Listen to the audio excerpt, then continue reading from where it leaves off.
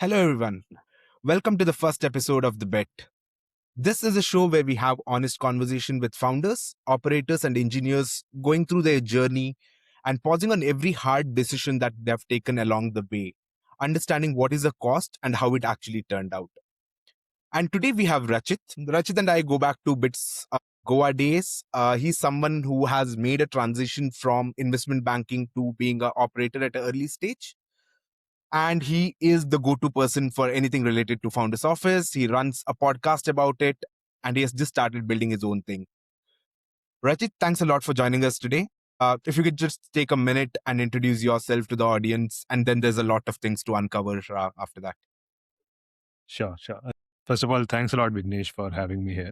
Thanks a lot for the generous introduction as well. Like you said, you and I go back to Bitcoa days. We were also a part of the same club called Backstage, if that's relevant to this conversation.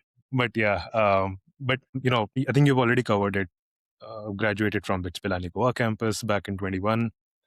Started off my career as an investment banking analyst at Goldman Sachs. That was a part of, a practice school, something that is part of the BITS Pilani tradition. So luckily landed that gig, did that for about a year, soon realized it's not for me, and then made that transition to an early stage startup called Lucidity. And I've been with them since for almost 4.5, 5 years now.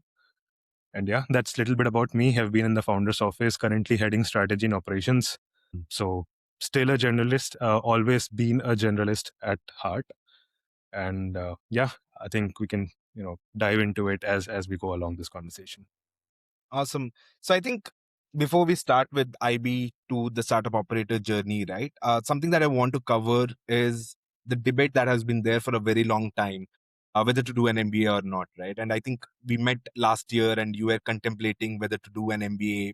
Have you made that decision, or are you still in the process of figuring out whether to do an MBA or not? Yeah, I mean, it is an interesting angle to, for some people who are trying to move into either a startup role, either a generalist role. And to be honest, an MBA can be helpful to a lot of candidates out there. Definitely. I mean, if I'm being honest, there are more pros to doing an MBA rather than, versus the cons to not doing an MBA. So, but if you were to ask me whether I would do an MBA at this point, maybe not. And I mean, my reason is simple because I think I've gained that exposure, that experience that is required to operate in a corporate world, in a startup world. And for me, it might not be very relevant at this point. But if you were to ask Rachit of 2024, maybe the answer was, as I mean, maybe folks out there might not know, but I had already you know applied for my MBA. I was supposed to go to Cambridge at that time.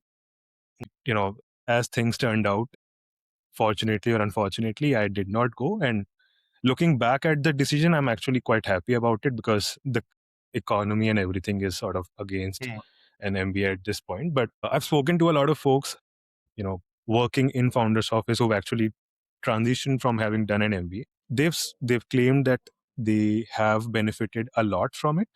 And if you are someone who is at that juncture where you're evaluating whether or not to go for an MBA, let's say you are someone who is working as a software developer, right? And you want to transition to a business role, then definitely an MBA could enable you to make that pivot. But yeah, for me, it didn't make sense, and sort of happy with that decision. But I mean, how did you go through that process, right, of coming to a decision? Because I have gone through it. For me, it was a different decision. For me, the ROI, given all the financial background, did not make sense, right? Is there anything that influenced your decision in terms of saying, I mean, of course, you have that startup, as an operator experience, but any key decision where you said, okay, MBA is something that I'm not going to do? And does AI have anything to do with that, right? The post AI world has anything to do with why you did not decide to go into an MBA? Right. So yes, definitely. If you were to quantify it in a very straightforward metric, ROI is how I even looked at it. Right.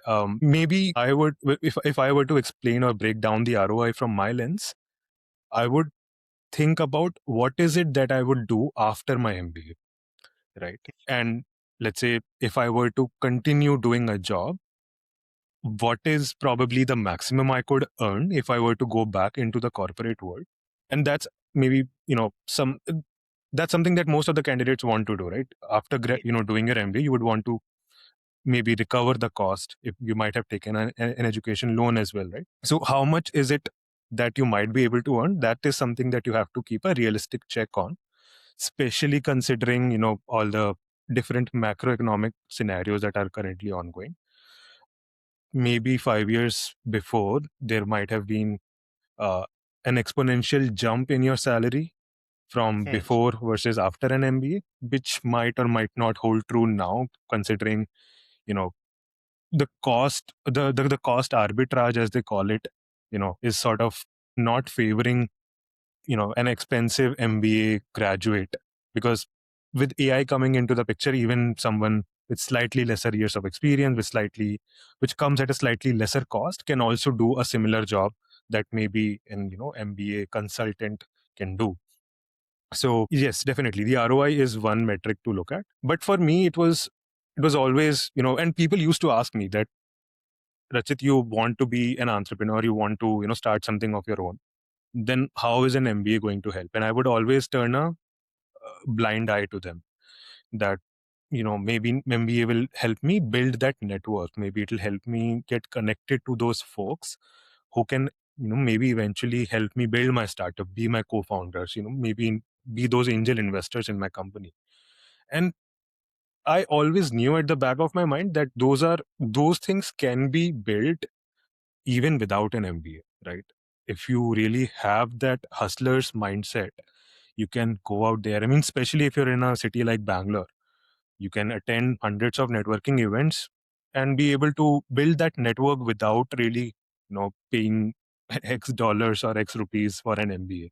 So that is something that I eventually concluded, that maybe MBA is helpful to make that pivot if you're coming from a non-business role and want to get into a senior executive leadership kind of roles in a business vertical. But if you're already there and have spent significant amount of time learning the trade, then an MBA might not be useful, especially, AI is disrupting every industry. Consulting has taken a hit.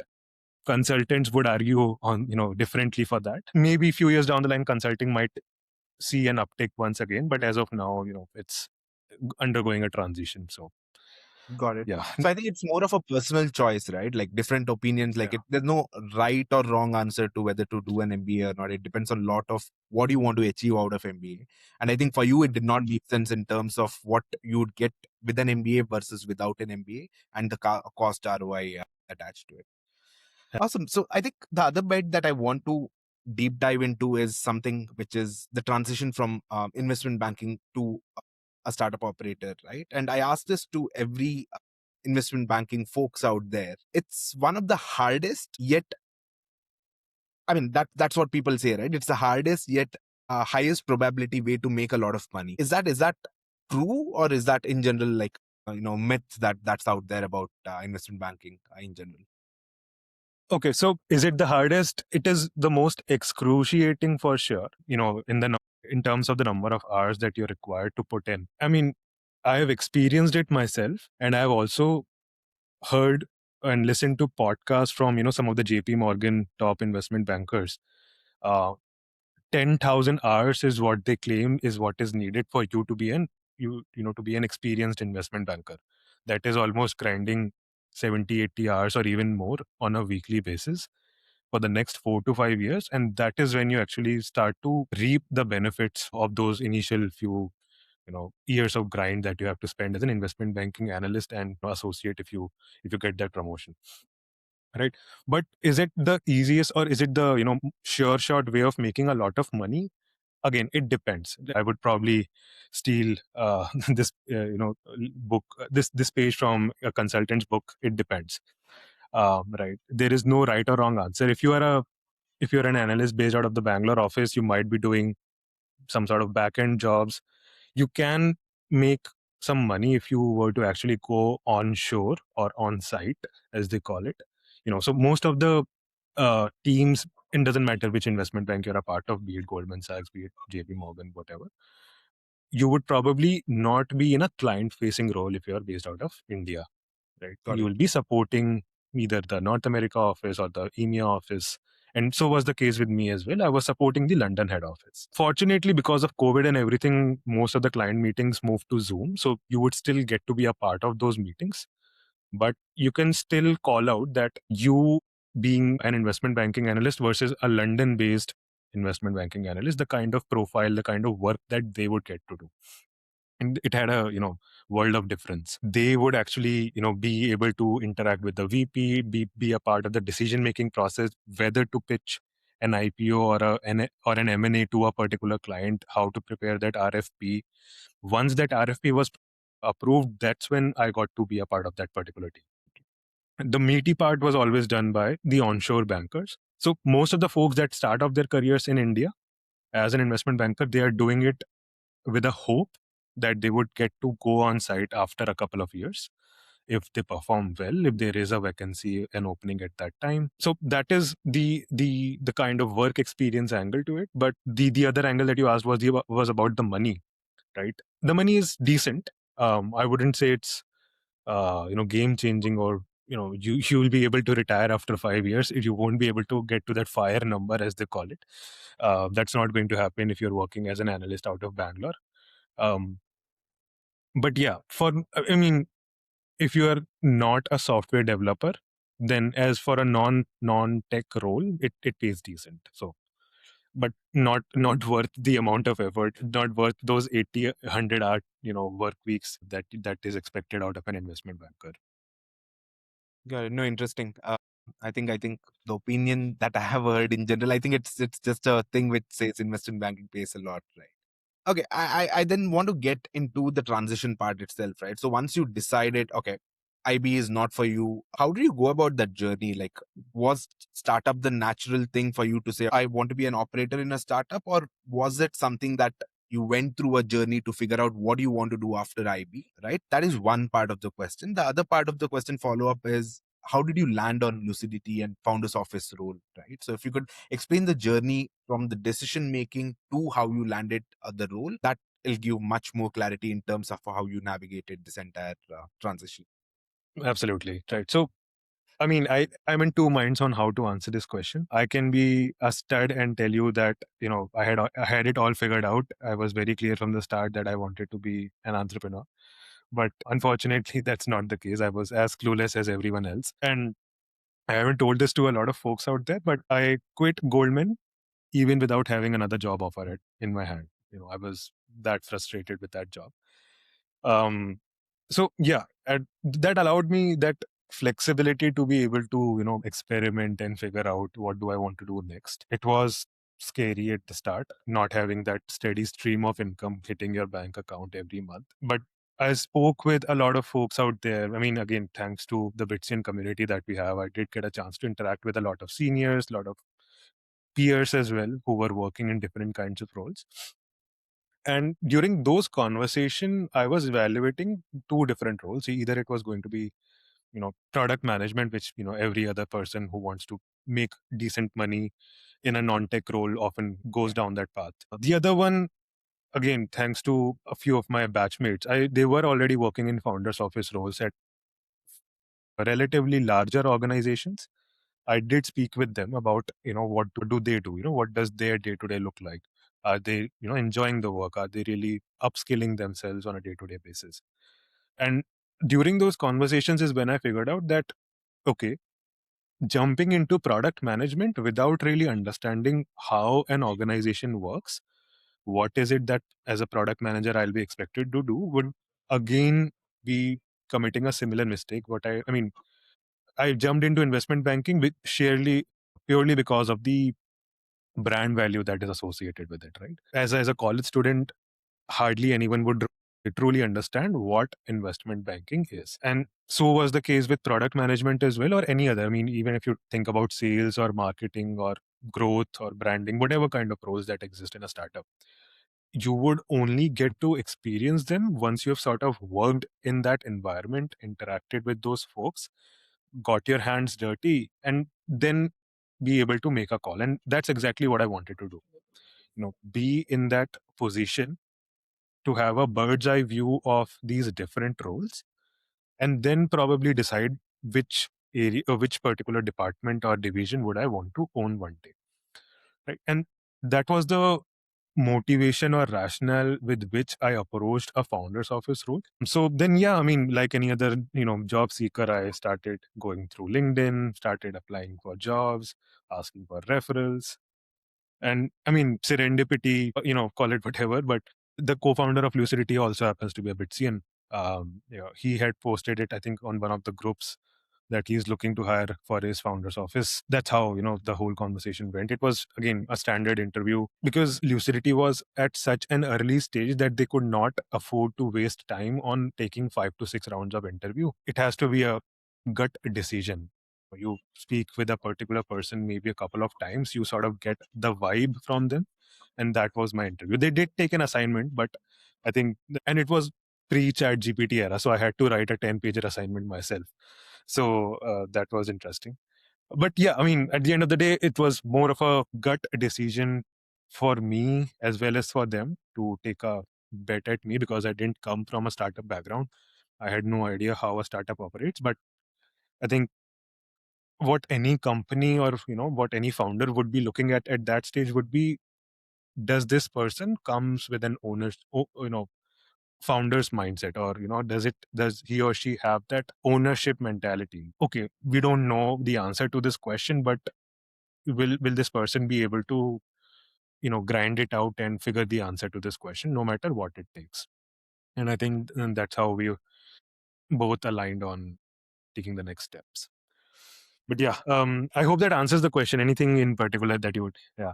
There's one follow-up question though. Why early stage, right? Like you could have gone to mid-stage companies as well, right? And like you mentioned, I mean, founders office, there's roles that are open in mid-stage companies as well. But you went in a company very early in its journey. Is there any reason why you decided that, or is it that you were optimizing for the role over company? So you decided, okay, founders office is what I wanted to do. Then you optimized for the company.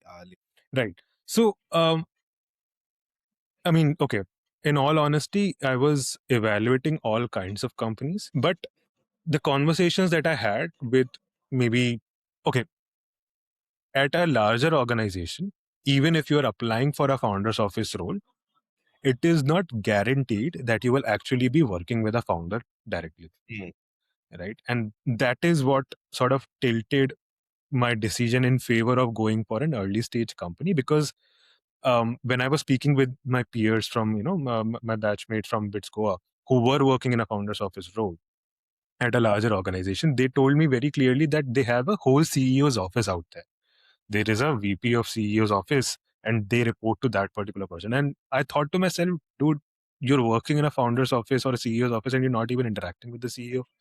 I mean, okay, I mean, it has both pros and cons to it, but I would expect if I'm working in a CEO's office, then I should have that, liberty to be able to speak with my CEO as and when their schedule allows. So that was a sort of a, deal breaker for me, that at the end of the day, I always had this at the back of my mind that I'll not be, doing a job for the entirety of my career. I would be building something of my own.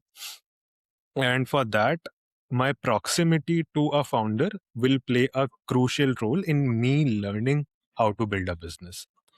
Right? If I'm just following the orders of a VP of CEO's office, then I'll just be another brick in the wall. Doesn't My role or my designation doesn't really make a difference. I'll be another product manager, just doing what his CPO or someone else has asked him to do. Um, yeah, so that tilted the tides in the favor of going for an early stage company, because I want to understand how a business is built, and that would not have been possible in a larger stage organization.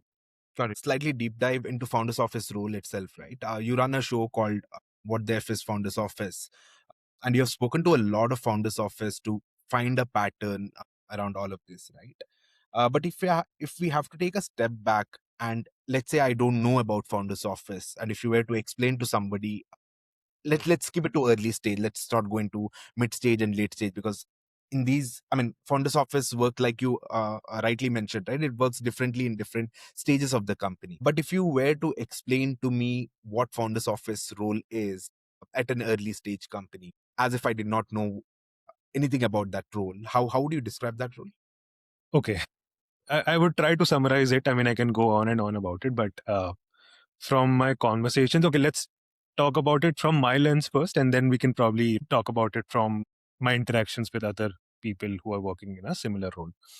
Particularly from an early stage, from a perspective of someone who has been working at an early stage organization, it is truly about believing that you are the founder of that company. I don't associate it with an employee role anymore. I mean, you're not, if you think that you're an employee at an organization, then you'll probably be miserable in these kind of roles, because that's the expectation that comes, because you'll probably be operating at a company that is maybe less than 10 employees in size, or maybe 10 to 50, whatever, right?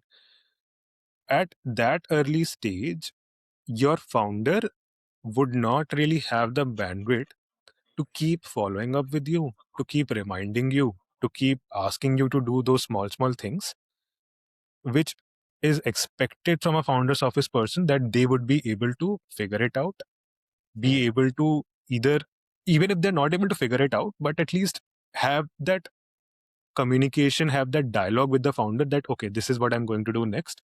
Tell me if you're aligned, right? Or this is how I'm approaching this problem statement. Tell me if you're aligned. That ownership mindset is what is required at an early stage organization, right? So, and that has been my experience as well. Whenever, either I'm interviewing for my podcast or I'm interviewing for my own team, I sort of try to look at that particular characteristic or that particular trait, that would this person require me to keep telling them or asking them to do small thing. Because imagine if you were actually running a business, you would have that restlessness at the back of your mind that, dude, things are not moving, we have to do something. Okay, Yeah. let's dive into the data, let's look at the patterns, let's analyze where things are breaking. If I have to keep reminding my right hand, and founder's office guy is supposed to be like the right hand person to the founder, if I have to keep reminding my right hand person that, okay, analyze this data, why have the users dropped in the last 6 weeks, then they are probably not doing justice to that role. It should, I mean, the founder's office person should be coming to the founder and telling them that, boss, this is the pattern that I've realized, even though there is a data analyst, data team sitting out there, right? They would probably be waiting for those instructions to come in and then make those recommendations to the founder. But it is really the founder's office person or that team where these discussions often initiate, right? So I think I might have deviated a little bit from where we started, but this is how I would describe these kind of roles at such an early stage organization, that in the first couple of weeks, assimilate or try to absorb as much as possible from the people around you, which again, in this case, would hardly be 10 people, so it should not take a lot of time. Then start going through databases, CRMs, whatever you have. Then really start believing that you are the founder, right? You've understood the problem statement, you know what the company is doing, what are the milestones. Start coming up with solutions, or start coming up with ideas. Start having those dialogues with your founder.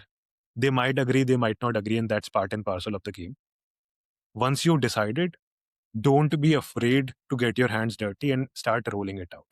Because the one thing that I've observed, for when people come from some consulting background, or who worked for numerous years in large organizations, they keep sitting on an idea and not, don't have that momentum, or that bias to action, that they are consistently just sitting on an idea, and that's something that's very detrimental to an early stage organization. So you have to start taking those actions. You might be wrong, something might backfire, okay, roll it back, right? Try it out for the next couple of weeks. If that particular marketing campaign, for example, doesn't work out, what's the worst that can happen? You might lose out on some money. You roll it back, you reiterate, sort of look back, analyze the patterns, and then release it again, release V2. So that's what I would say a founder's office role is all about. You have to get your hands dirty with pretty much anything and everything, and be okay with uncertainty. If you are always, if you're looking for a cushion job, looking for answers to be served on your platter, it is going to be very difficult in the long term. Correct. I Yeah, know I it, think it wasn't a very straightforward answer, and I might have confused our audience. but I think Yeah. it's also about somebody who comes with a solution and not just a problem, right? I think founders' Yes. time is much more valuable here. And I think the biggest KPI for you is how do you save founders' time, right? So that they Right. can focus on things that matter more for the company. But that brings me to another question. Founders' office role is also about, I think, taking decisions on behalf of the founders when founders are not in the room, right? That also means you need to start thinking like the founder, essentially, how the founder of that particular company would take a decision in that particular situation, right? Is that true, or do you believe you take in decisions as if you are a founder and not replicating the founder of the company that you're working for? Okay. So uh, again, it depends. It depends on the rapport that you have with your founder. It depends on the culture that the organization promotes. Right. In a lot of organizations, I've seen founders often are trying to keep control with themselves. So you need to align with, and that's why the first 6 months or so will be game changing, or will determine how your next whatever years that you spend at that organization in a founder's office role will look like. So for example, in the first 6 months, you sort of understand that your founder is okay letting you take some small decisions, and again, be very communicative. There is one very famous line that I learned actually from my Goldman Sachs days that has served me very well. Then that is, if you're thinking you are over communicating, you're probably not. So communicate as much as possible. Have it in writing that, okay, boss, after my interactions, this is what I have concluded. Decisions pertaining to, let's say, HR, finance, etc., will be taken by me. Decisions relating to product, business, GTM strategy will be, I'll need to take your approval. As long as you are on the same page with your founder that these are the decisions that I can take autonomously, these are the decisions for which I'll need your approval, you should be good. And as you develop that trust with your founder, that okay, Rachit has started taking these decisions well now, then they will also be willing to let go of the bigger decisions that they were previously asking you to take approval from. So, but there is no right or wrong answer. Like, for example, if you're in a meeting room with investors, they would probably not expect you or would want you to take a call. But let's say if you are in a internal meeting, if you're, let's say, meeting a vendor or a supplier, right, and it's not very high stakes, then probably they'll be okay letting you take that decision. But again, as long as you and the founder are aligned, I mean, because that partnership goes a long way, right? If they feel that you are going beyond, if you're going above their heads, right, then it might be a problem in the long term, because you'll not be able to develop that trust with your founder. And any relationship with, yeah, there's a lack of trust would not last in the long term. Right. I think that first 6 months is crucial for you to build that trust with the founder, saying that he can at least medium and low stake decision he can let you take on his behalf. And of course, I think high stake decision founders are generally involved because Mm, it's a crucial decisions for the company. yeah. So one thing that I want to go in depth, because you have seen founders office role pre AI era and you are now seeing it post AI era, right? What's something that has changed, and if you were to hire for a founder's office role pre AI versus post AI, what would that difference be?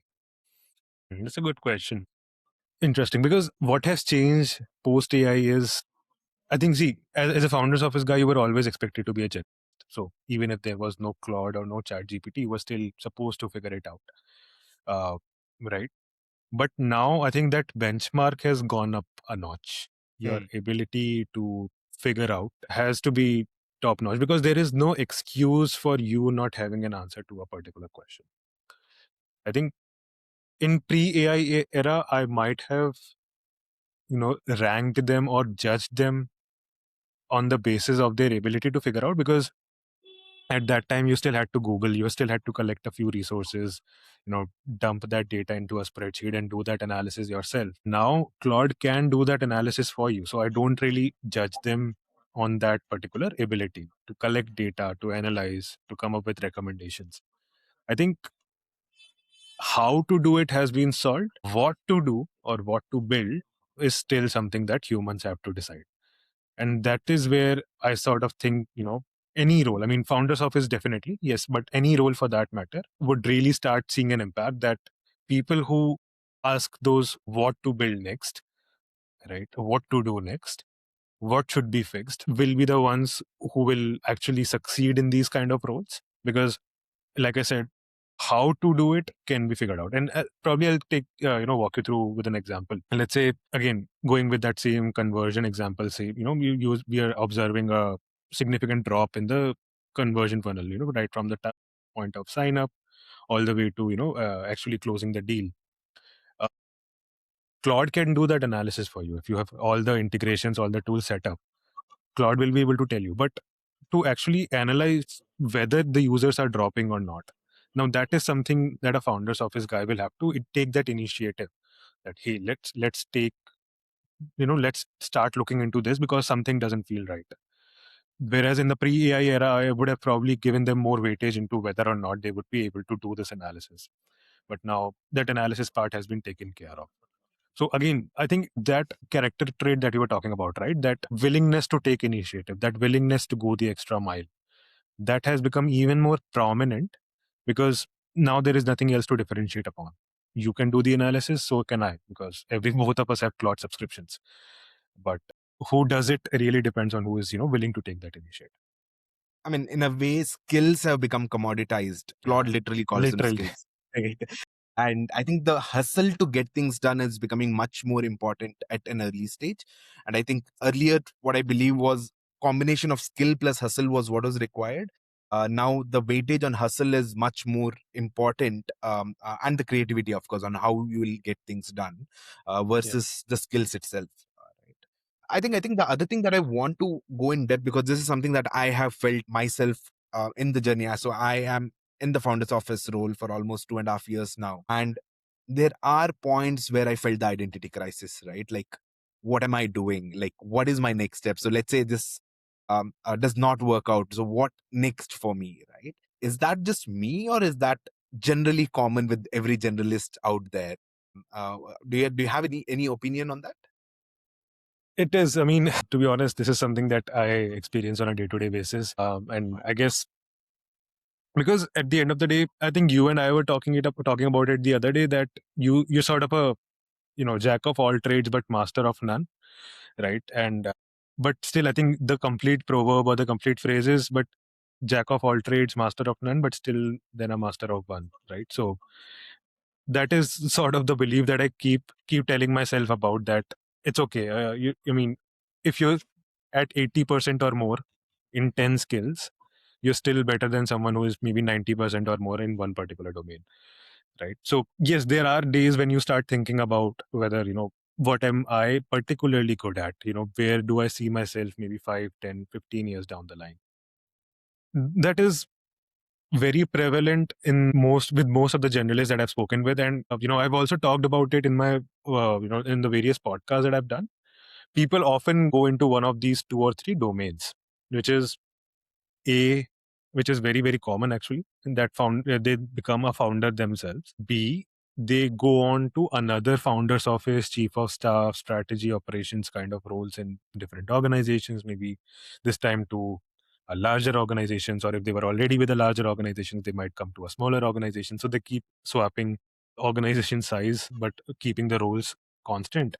Or they pick up a particular vertical, right? They might figure out in those 2 3 years that maybe they like product management, maybe they like customer success, maybe they like brand marketing, sales and marketing.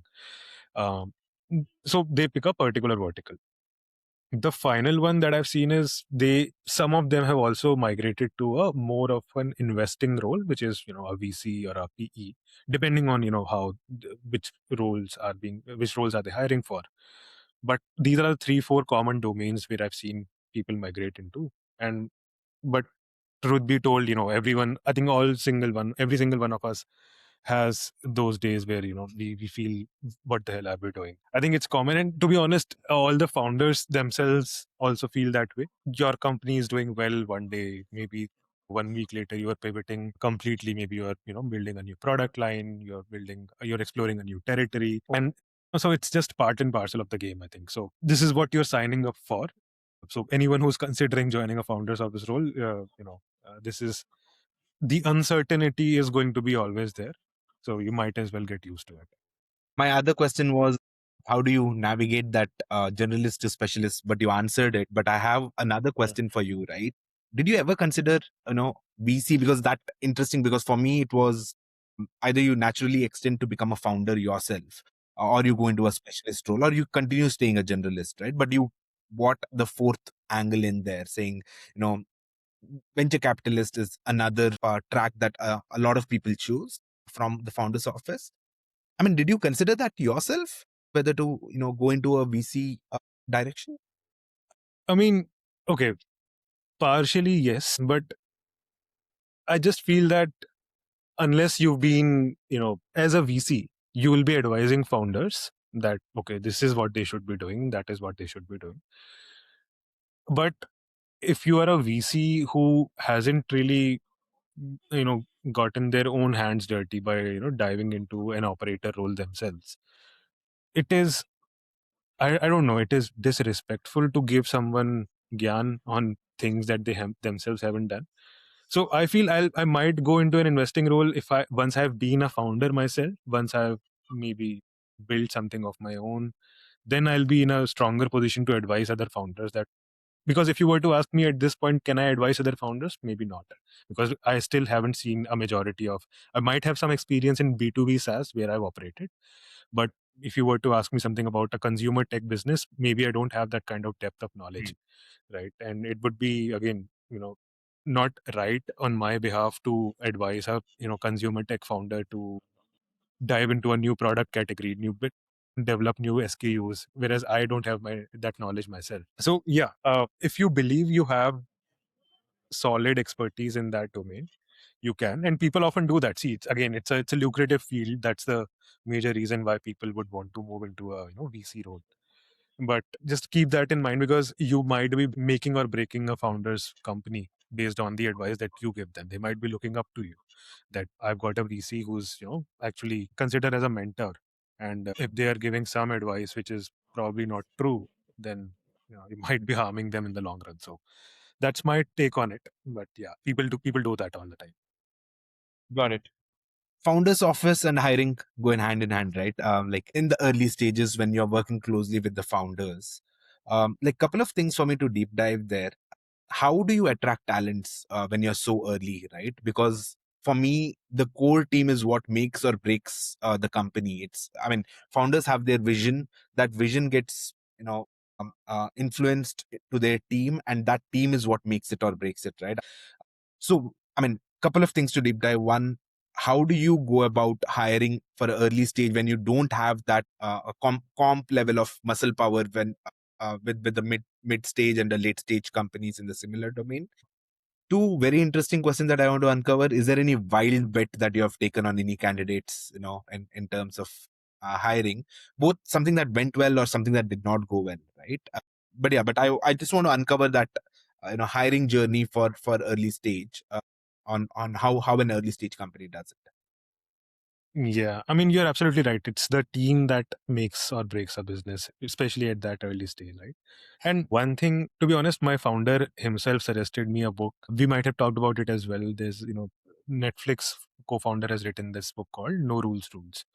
And he has talked about talent density in an organization. Talent density is nothing but hiring the best folks and paying them the top of the market.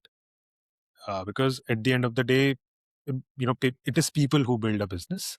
You can have a revolutionary product idea, but if you don't know how to execute it, then it is uh, you won't be able to take it far. So now, as you said, an early stage organization won't really have those resources to pay the top of the market to attract the best talent. So couple of things that I personally believe in, and something that we've tried as well. A, try to get them, if you can't offer them that base component, then try to make it up in the form of equity, right?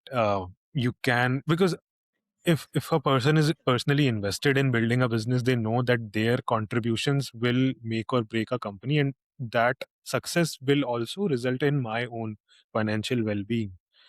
There is no other bigger motivation that you can offer as a founder. So that is definitely there. That is something that we have tried. Secondly, I also try to, let's say there are two candidates that I'm interviewing. One is probably from a tier one college, best of his class, expecting maybe X LPA, right? And I tell them that, boss, I'll be able to offer you X by 2, and the rest I can offer as equity, right? And they are sort of negotiating with me that no, no, no, I want X LPA. There's candidate B, who is probably not coming from a tier one college, maybe from a tier two, tier three, whatever.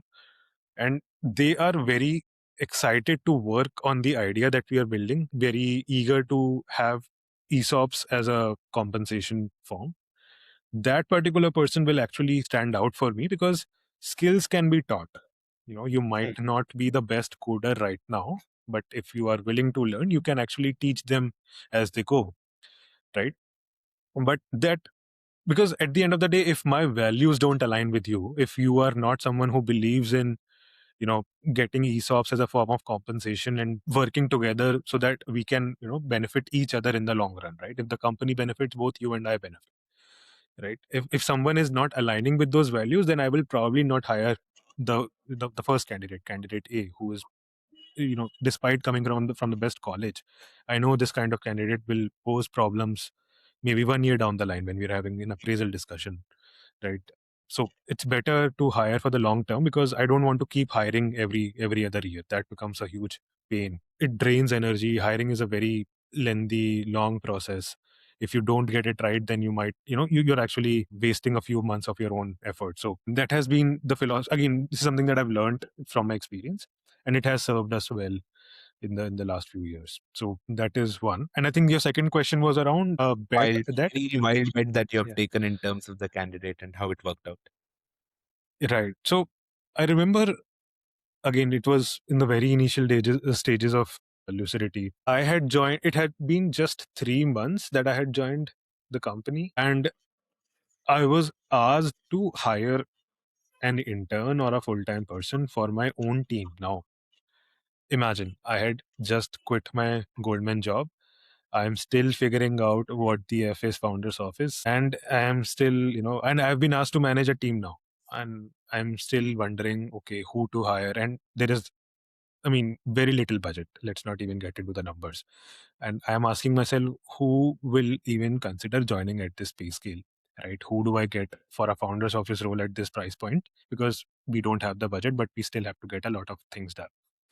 So the exact philosophy that we talked about, right? Hiring for intent rather than hiring for pedigree that you're coming from is what I tried to optimize for. And that paid off very well. So instead of hiring a full-time person right off the bat, I hired an intern for my team, because I knew if someone is really passionate, someone is really hungry to prove themselves, they would be okay doing a 2-month internship and proving their caliber and then converting that to a full-time offer, right? And that also, again, same, going by the same philosophy, we discussed offering them ESOPs. We discussed, how can how can we help them in their growth, not just from a skill point of view, but also from a financial point of view. That if they perform well in the first 6 months, we don't really have to wait for the first entire year for their appraisal, right? We can offer them incentives or promotions earlier in the year as well, depending upon their performance. And that is what you want to optimize for, right? That there is a candidate who is hungry to prove themselves, but if they're doing well, they should also be compensated accordingly for it. So I took a wild bet, and again, she's actually doing her MBA right now. So the irony, but she turned out to be a very good candidate, and we had a good 2-3 year long run, and best wishes to her for her MBA. But yeah, that was the whole arc. That was the whole philosophy. That she was actually one of the she handled pretty much all the operation stuff, all the all the logistics, all the admin stuff, all the initial, back when we did not even have an HR or an operations team, she handled everything quite well, and then she got promoted to handling more critical roles like the revenue operations that I started to lead. She was the first member in my team over there as well. Hiring for intent is, I mean, and again, there is no metric to judge intent. You really have to have those difficult conversations with them during that interview stages, maybe if not once, maybe twice, thrice, meet them in person, really try to gauge what kind of person they are. And yeah, that of more often than not, that sort of pays off.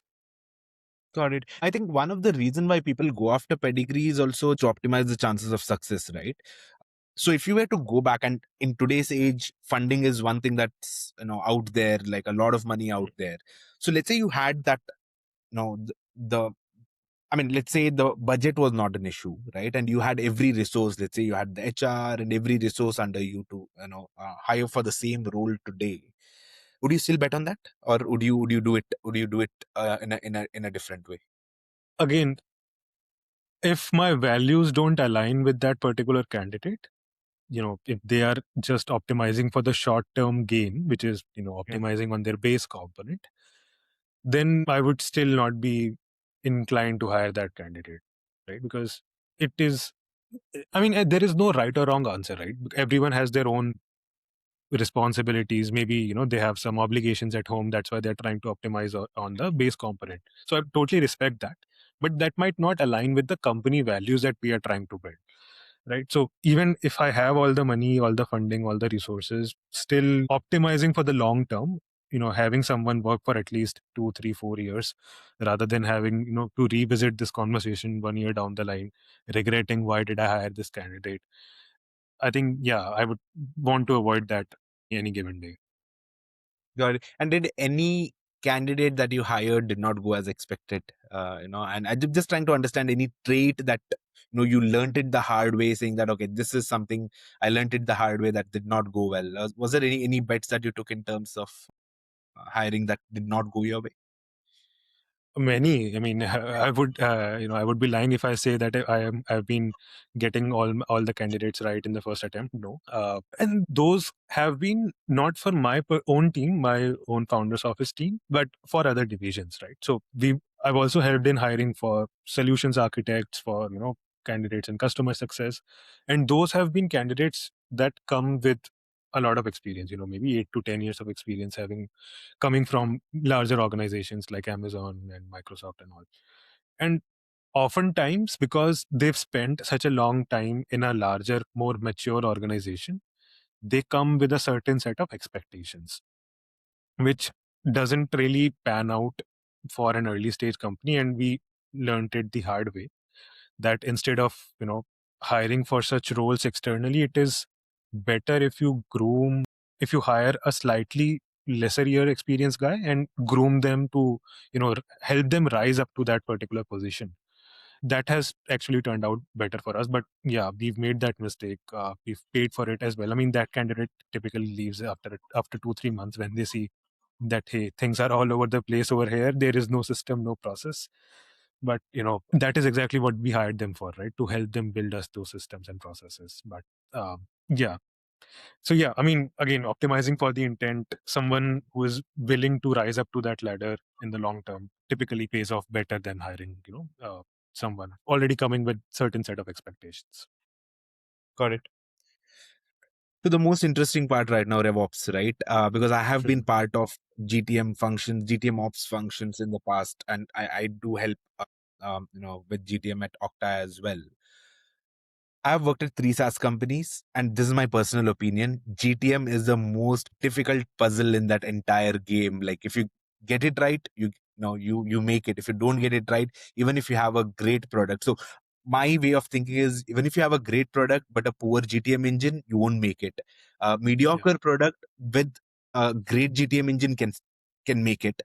But of course, poor product with great GTM is still a question mark. Like you could make it, you could not, right? But the pattern is GTM is the puzzle for B2B SaaS specifically. And you have worked in GTM function, you have built RevOps from the scratch. Is that the same opinion that you carry for a B2B SaaS company? And you have also spoken to a lot of operators with the B2B SaaS as well. So want to understand your thought process and how do you go about solving for GTM functions, at a company that is that early. I mean, Lucidity was very early in its journey, right? So how did you navigate that journey into solving the GTM for Lucidity? Right. Um, you're absolutely, I mean, 100% agreed. GTM is the game changer, especially in a B2B SaaS organization. You're sort of bootstrapping the demand that requires to be generated, right? Unlike a consumer facing business, unlike a consumer tech business where you can have that virality factor that over a weekend you got like a million signups on your app and you become the next hot thing in the town.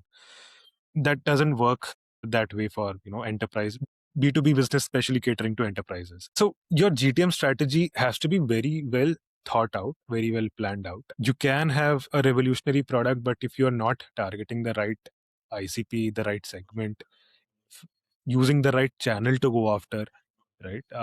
You can't just blast ads on LinkedIn and expect people to sign up for your platform. Yeah, I mean, we've all learned it the hard way.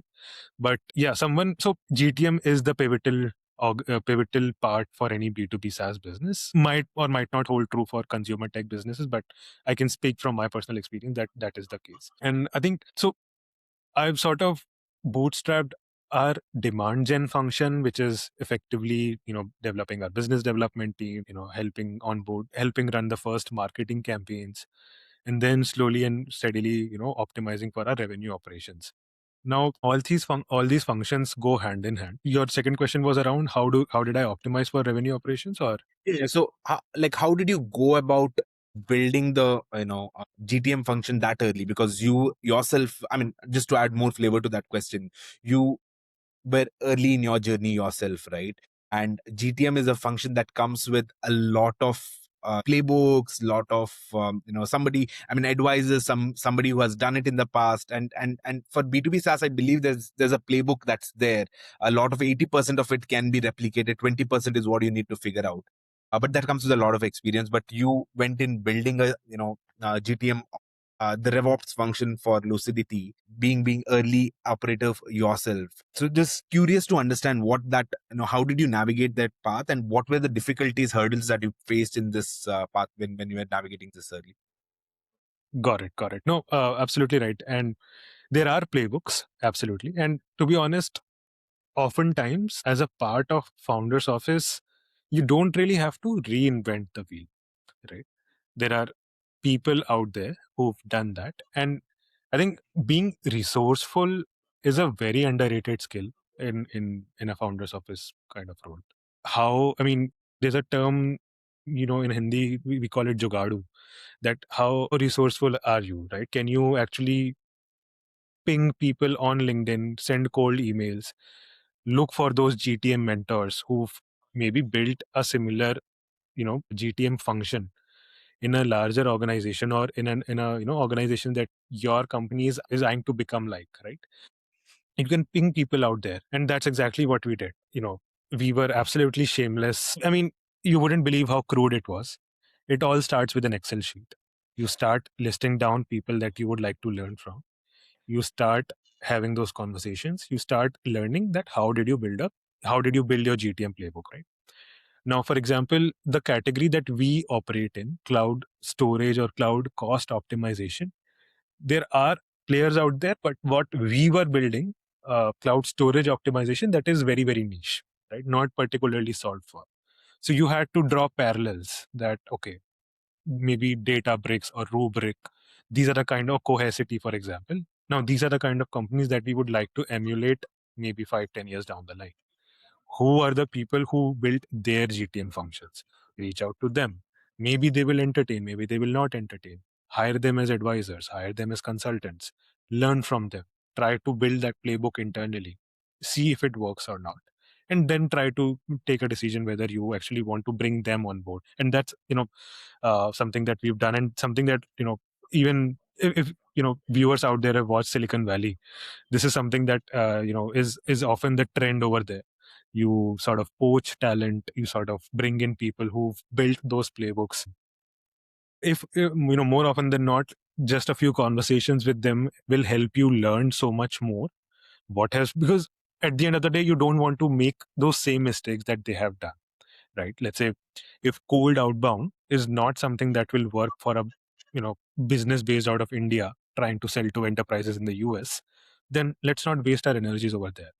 But we would have otherwise, because that was our assumption that we can hire a sales team, hire a BDR team in India and sell from here in India to the US. But thankfully, because we were shameless in approaching hundreds of people, hundreds of GTM advisors out there, learning from them, we very soon pivoted to a channel partnership model, because enterprises often tend to work with channel partners who they trust, and you can be a vendor to them and sell your product via them rather than selling it directly to those enterprises. And again, serendipity, or fortunately, we cracked that pretty early in our time here at Lucidity, and we sort of avoided that pitfall, avoided that mistake. So those playbooks get built over time. So this is a learning, and this will probably the next hire who comes in my GTM team. This is a learning that I will pass on to them, that this is something that works, this is something that doesn't work. Now, again, you can get into the nitty-gritties of how channel partnership model works, how do you frame their compensation, commission structure, the compensation structure. Do you pay them on a revenue basis? Do you pay them on a lead basis? All of those things are actually part and parcel of the revenue operations function that you build, because at the end of the day, you also have to optimize on the bottom line of it, right? You just don't have to grow at whatever cost. But yeah, bottom line being that you can, instead of reinventing the wheel, there are people out there who you can learn from. Being resourceful pays off, and yeah, that is what we did at Lucidity. Got it.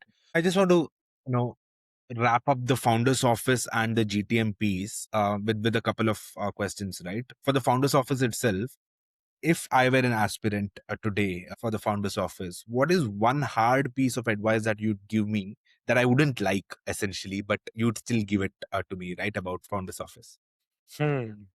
See, again, it depends on where you're coming from. Probably, if let's say, if you're someone who's coming from consulting background or investment banking background, I've seen a lot of people struggle in their initial days because they expect things to be laid out for them, things to be those systems and processes that we talked about to be all figured out.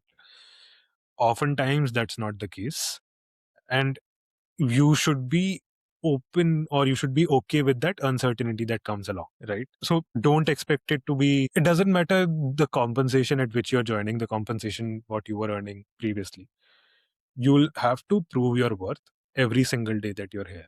In a larger organization, you can often go unnoticed, right? You can be a cog in the wheel, a brick in the wall, draw your salary, go back home and be happy with it.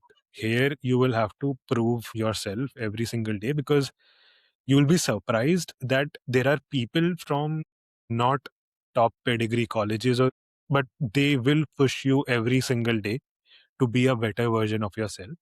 And you have to be okay with that. You have to be open to working upon your shortcomings every single day. Doesn't matter whatever you've achieved in your life so far. That is, I mean, keep your ego aside, be okay with doing the grunt work every single day for the next whatever 6 months, 12 months, until you've built that rapport, that trust with your team. And that would be the one hard piece of advice, and it's easier said than done, right? I mean, it's often talked about, but it's only when you sort of get into the thick of things that you start realizing that, okay, this is much more difficult. And even I faced that, when I joined Lucidity at an early stage. I believed that I would be that I will be able to figure it out all on the very first day. But you have to give it time. You have to be patient, and you have to be willing to spend those hours learning the trade. But once you've overcome that hurdle, then the journey thereon onwards, it's quite easy. It's quite enjoying. It's quite worth your time. So that's there. But for a candidate who's not coming from a certain background, who's a fresher maybe, who's joining right out of college, for them, I think my piece of advice, or one thing that they should be okay with, is not having a work-life balance, right? Because I mean, there is no beating around the bush. I mean, if you're looking for a work-life balance, that's fair. I mean, everyone has their own preferences, but maybe then don't join a founder's office, because here you'll have to, you know, really prove yourself and learn the job before you actually, get to command that position. Yeah, that would be the hard piece of advice. Got it. I think before we go into what you are up to right now, right? I want to double down on one last thing where you talked about work life balance, right? And for founders office, I think a lot of time things can become very overwhelming in your journey. And there could be moments where you start questioning yourself, start thinking about your next move, want to move away, to a different role or a different company. Has that happened to you? Because as a generalist yourself, have you gone through that journey of burnout and saying let's just move on? And two, if you have gone through, what would you advise someone who is in that journey right now, with the overwhelming things that they're doing with founders office? What would your advice be to navigate this the dark side of the tunnel here? Yeah, and I mean, if I'm being completely honest, I have experienced that burnout, questioning myself, questioning if I want to be here in this role, in this company. It happens to all of us, right? And if someone is saying they don't experience that, they're just lying to your face. But how do I navigate that? See, copious amounts of coffee, just power through on hard days. In seriousness, see, it's okay to take break in once in a while, because if you're working for 70, 80 hours a week and not really taking time off, then it's not sustainable.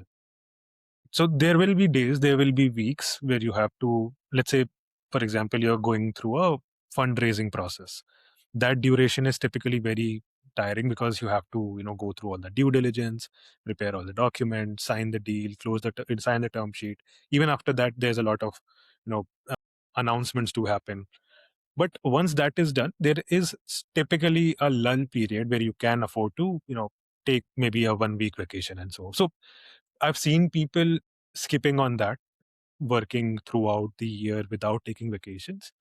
I would say, as and when you get time, try to sneak in that time, because it's not a sprint, it's a marathon. Your career is a marathon. And if you have to survive for the next 30, 40, whatever number of years, your body has to go comply with your mental aptitude. So if your health is breaking down every now and then, you are not doing mentally well, you're not doing physically well, you won't be able to survive in it in the long run. So take care of your health. Something as simple as taking a walk or doing 30 minutes at the gym every day, that can actually that can actually boost your productivity even at the office. So there are tips and tricks that everyone sort of figures out as they go along their corporate journey, but these are small things that have worked for me. And it's okay to accept that you're burning out here. I mean, if your founder is understanding, and to be honest, I have been very fortunate in terms of my founder being very understanding. They can tell from my face that, hey, you feel like you're very tired. Why don't you take the, so you have to be, you have to be communicative with your founder. And if they are not really, if they are pushing you time and time again, then maybe it's better to think about your next move. Got it. I think it's more of knowing when to take a step back and when to press the accelerator back again, right? I think the balance to that is key to your work life balance as well in a founder's Yeah. office. I want to come to the most interesting part right now, because from the founder's office, the natural extension, like you mentioned, there are 4 different extension, and for you, the natural extension is the founder journey, right? After founder's office. But before we jump into, how you navigate that path, all of it, if you can just spend a couple of minutes and, tell the audience what you are up to building right now, and then we can go into specific parts of how you came to that journey, how did you figure things out, all of that we can cover that in the last 5 minutes. Sure. Right. So, I mean, it's it all happened very naturally, right? So for the last, so what I'm building right now, it's still not a, I am still working at Lucidity, just as a call out. It is still like a side project for now, but it's called JobMate. And JobMate, if I were to summarize it in one sentence, it's your AI powered career coach, right? And there will be multiple modules to it, but the first module that we've started off with is, helping candidates out there apply smarter. and being able to skip the grunt work, which is, revising your resume for every single job that you're applying for, keeping a track of whatever jobs that you've applied for, and not betting on spray and pray up approach, which is, you click on easy apply on LinkedIn on 200 jobs and don't hear back from any single one of them. I mean, it's understandable because there are thousands of candidates on every single job out there, right? How do you stand out? You can only do that once if you're really reaching out to the right set of people for referrals. If you're reaching out with the right messaging, with the right resume, right proof of work, portfolio. So JobMate helps you do all of that so that you can focus on what matters, which is preparing for the interviews, right? Candidates often spend so much amount of time in just the first legwork that they have to do that by the time they actually get to the interview stage, they're already exhausted. And if you don't perform well in the interview, then nothing is going to happen, right? Doesn't matter how polished your resume is. If you mess up your interview, then there's no chance that you'll actually land that job. We want the candidates to focus on what's important, which is prepping for the interviews. And that's actually the next module that we are working on. How do we help candidates prep for their interviews as well? That should be live in the next few weeks. But yeah, this is what JobMate is all about, because I've spent the last 1.5, 2 years helping or mentoring candidates get into these founders office roles, and I've realized that many people out there, many students, many candidates don't really know. I mean, it's still a black box for them out there, right? And like a true GTM generalist, I thought, why don't we build a playbook around it? Why don't we templatize it? Why don't we, automate it as much as possible? And with Claude and everything, this is, we thought this should be doable. Why hasn't anyone done it? And, we just went ahead and did it. Got it. But I think for you, the coaching journey, right? Coaching people into founders office or different roles within startup has helped you figure out a pattern around what can be automated, what are the things that what are the challenges that are there. But I want to take a step back and see, was this the first idea that you started working on, or were there few other things that you tested, not nothing related to, of course, the job applications, were there different things that you tested? The reason why I'm asking this is I want to understand from a founder's office lens, right? How does one, I mean, you are like a mini founder yourself within a founder's office, but what idea to work on? How do you navigate that path to say, okay, now this is something that I want to try out, experiment things, and then figure out, should you double down on that or not? Right. And Vignesh, if I'm being honest, this is probably the third or fourth idea that I've worked on. The first three or four were probably not the most, I mean, in my opinion, they were still pretty good ideas, but people around me or the market didn't accept that. But yeah, so to be honest, and this is what has been the journey of Lucidity's founders as well. They are not the first time founders. They've built, multiple ventures before. And somewhere I was reading that, even VCs are willing to take bet on second time founders a lot more rather than first time founders. And I think the science or the logic behind this is there is no right or wrong answer. You'll only be able to figure out what works and what doesn't work when you actually do it. Right. So in my case, the first couple of ideas, one of them was a coupon scanner. So, you get all those coupons when you make a payment on Google Pay and Zepto and all, you get like a scratch card at the end of it. Mhm. And most of them often go to waste. And I'm like, dude, why don't we build a marketplace out of it? If you have a coupon for maybe one of the Make My Trip or Exicos out there, you are not booking a flight, but I need one. Why don't you just lend it to me? You will also make money. I'll also be able to save money. And I had actually built the prototype for it. But then, I think there was some ban on these coupon codes being shared. So I sort of, shut down that idea. But the point is that as a mini founder, so, you mentioned this term mini founder, you sort of realize that you always have that instinct at the back of your mind that you want to, you see a problem, you try to solve it. You are so obsessed with solving problems that you don't want to wait for someone else to do it. You just start doing it yourself. And my founder does it still every single day. Even if he is, delegated a task to me and I haven't been able to pick it up, he'll start doing it himself. right? So I think that's the core of any person either working in a founder's office, looking for their next move, or someone who is looking to get into a founder's office and thinking about whether being a founder is for me or not. I think that's the common. If you have that restlessness at the back of your mind, that you see a problem and you want to solve it no matter what, I think, you know, it's then a matter of hit and trial. You'll probably, your first idea won't work out. You might run into some blockers. You might not be able to, bring together a team that is willing to work on your idea. But it's okay. I mean, you take a few punts. There will be a few misses, but that's part of the game.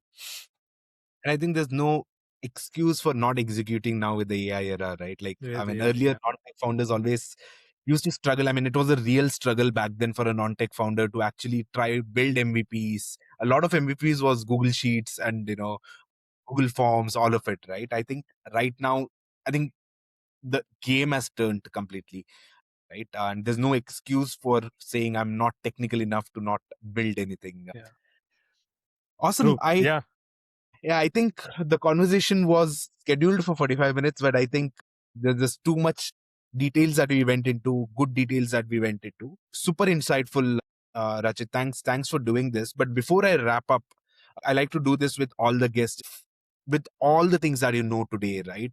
With your IB journey, Lucidity journey, trying to build things on your own. If there was, a version of Rachit today standing, you know, in the final year of the college, if there was one piece of advice that you'd go back and tell him, what would that be? okay. I mean, so much that I can tell. If I look back at You my just have where five, I was, let's say 3 minutes to give that advice to that particular person.